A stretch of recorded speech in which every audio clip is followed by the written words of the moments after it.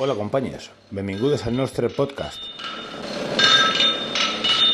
Amb aquesta primera emissió del que serà La Ferramenta, el podcast de l'Espai Praxi, volem fer-vos arribar el nostre posicionament davant de les eleccions convocades al Parlament de la Comunitat Autònoma de Catalunya pel proper 14 de febrer.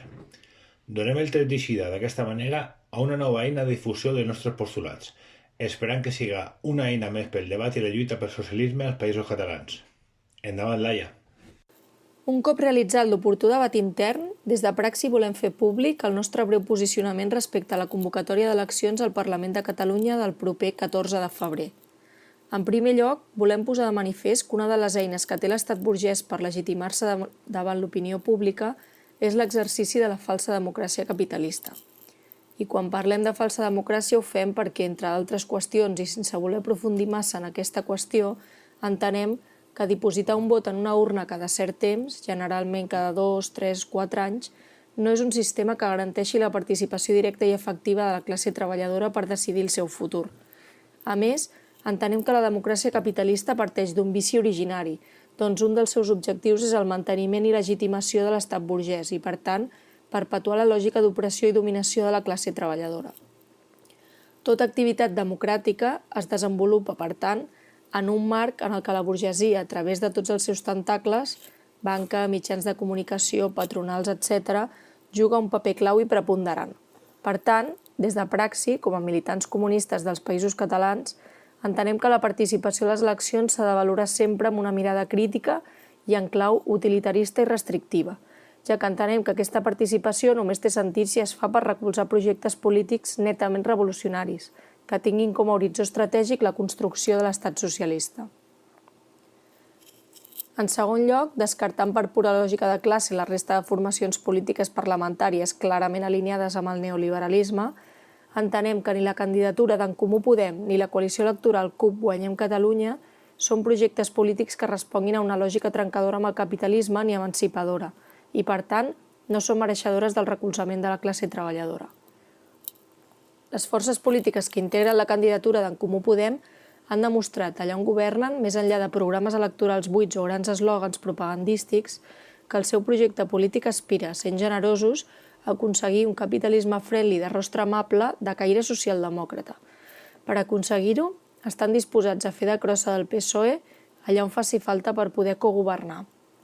Així mateix, han renunciat per activa i per passiva a qualsevol política de classe clarament rupturista amb el capitalisme. Així mateix, respecte a la coalició electoral CUP Guanyem Catalunya, considerem que la CUP va iniciar ja fa uns anys un clar viatge cap a la dreta i al reformisme, renunciant a tot projecte anticapitalista i emancipador en pro de sumar-se a un projecte nacional, entès només en clau de la Comunitat Autònoma de Catalunya, comandat per la dreta catalana. Durant molts anys, aquest fet ha implicat que la CUP hagi estat la crossa necessària del processisme.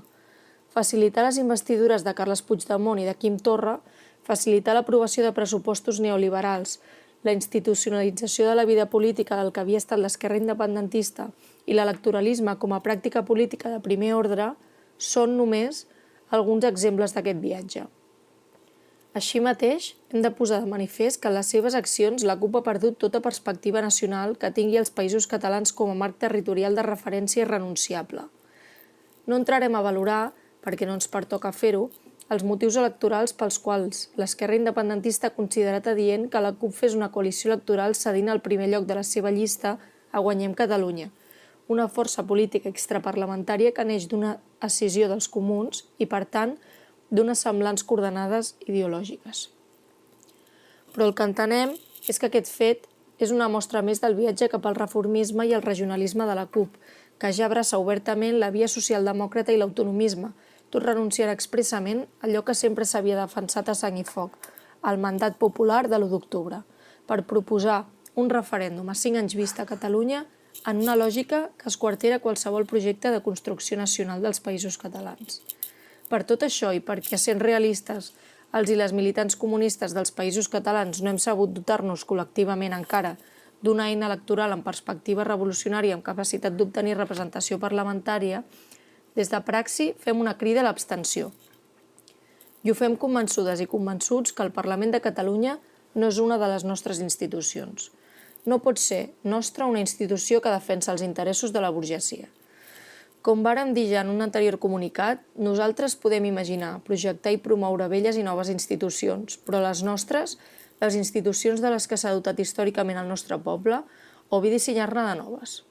Podem reivindicar i organitzar ateneus obrers, assemblees de barri, consells de fàbrica, sindicats combatius o imaginar, per construir, quins serien els òrgans de la República Socialista dels Països Catalans i començar a parlar-ne, en el sentit de dissenyar i socialitzar una utopia objectiva i concreta.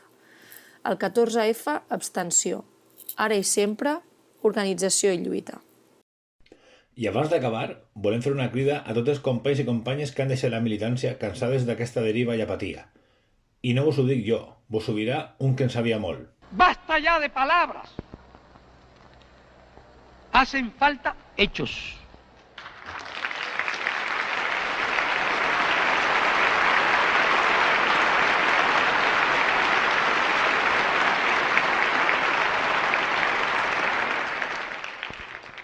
Basta ya de abstracciones. Hacen falta acciones concretas. Recordeu, seguiu a Praxi al nostre canal de Telegram i al perfil de Twitter per saber-ne més. I feu-nos arribar propostes, reflexions o insults a espai.praxi@gmail.com.